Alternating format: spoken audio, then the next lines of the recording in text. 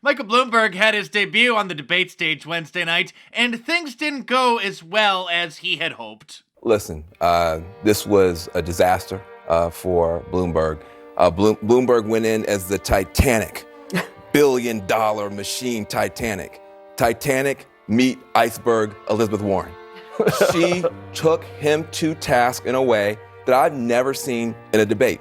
Yeah, so the big new name tonight was going to be Mike Bloomberg, and this probably was the most expensive night in Vegas I've ever seen. He lost everything. This guy has spent $320 million. He had the opportunity to really stand on stage and appear to be an equal with everybody else, and he looked bored. He looked disenchanted. He absolutely stumbled over very obvious questions that anybody could have anticipated. And he did a piss poor job of trying to defend what he should have been prepared for when he knew he was qualifying for this debate. And I'm very shocked and surprised that he did not come as prepared as he needed to, particularly on things that have been in the news and in the conversation of every particular candidate who's on that debate stage for him. I was very shocked by that. What'd you make of that? I thought it was a great night for Bernie Sanders. I thought it was a great night for Donald Trump. I thought it was a terrible night for the Democrats. Well, I think Bloomberg's best moments were probably when he was quiet. He did. This moment of seeing the Democrats go at each other was a moment where Mike Bloomberg, for all of the ads and all of the money, was sort of like the Wizard of Oz when they finally go and pull back the curtain and they realize it's this guy.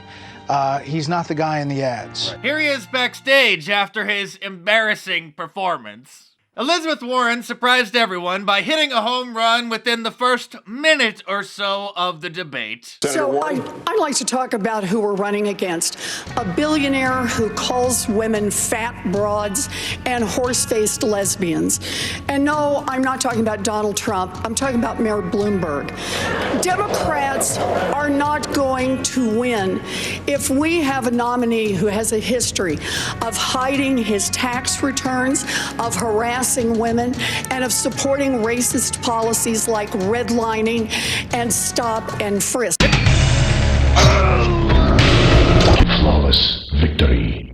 Here's Chris Matthews talking with Warren after the debate about her incredible opening statement. That is going to be replayed in every affiliate around the country. That's going to be around tonight on local news, the late news. It's going to be on our networks and other networks for days, if not weeks. I hope that is the case. So I think you did score there. My question is... From his previous statements, it's pretty obvious that Chris wants Bloomberg to win the nomination, but there's no way that he could downplay how devastating Warren's blows were at the debate. Unlike the previous 8 debates, they finally took off the gloves, and half the time it seemed like the Jerry Springer show. Let's talk about it. Let's talk about a major policy.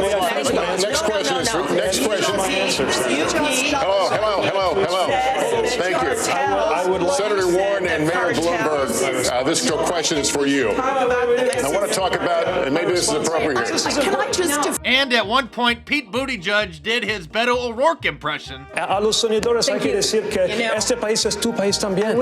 Everyone was as perfect. I wish everyone was as perfect as you, Pete. The candidates also hammered Bloomberg for saying that he would not release various women from their NDAs, their non-disclosure agreements, after he apparently bought their silence after he engaged in some Me Too type of behavior. I've said we're not going to get to end these agreements because they were made consensually, and they have every right to expect that they will stay private. If they want to release it, they should be able to release themselves. Can I add a word to Say this? yes. And then there was more bickering amongst the candidates on various issues. I'm the only one who knows this man and met with him. I do have to respond.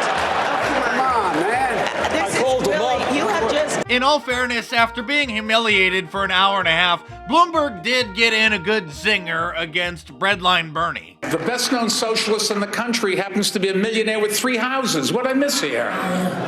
Well, you'll miss that I work in Washington, House 1. That's the first problem. Live in Burlington, House 2. That's good. And like thousands of other Vermonters, I do have a summer camp. Forgive me for that. Where is your home? Which tax haven do you have your home? New York City, thank you very much. Yeah, right. And I pay You also all have a my home. taxes. And I'm happy to do it because I get something for it. It's about time one of his fellow Democrats call him out for that. As we've all noticed, he stopped complaining about the millionaires after he himself became one. He also got in this line when the other candidates were competing to see who could promise to give away more free stuff. Would you support what Senator Sanders is proposing? Absolutely not. I can't think of ways that would make it easier for Donald Trump to get reelected than listening to this conversation. It's ridiculous. We're not going to throw out capitalism. We tried that. Other countries tried that. It was called communism, and it just didn't work. So let me make a proposal that will work, that has a... You gotta admit, that was a pretty good one, but if you ask me who won the debate, I think it was obvious. It was President Trump. And to celebrate, get 20% off of any of my shirts from markdice.com from now through the weekend by using the promo code Trump2020 at the checkout, like my new Trump's America shirt, Mount Trump More, my Liberalism Find a Cure shirt, or any of my awesome designs. All available in a t-shirt, long sleeve, and a hoodie, and a whole bunch of different colors as well. So head on over to markdice.com or click the link in the description below, enter the promo code Trump2020 at the checkout, and check them out.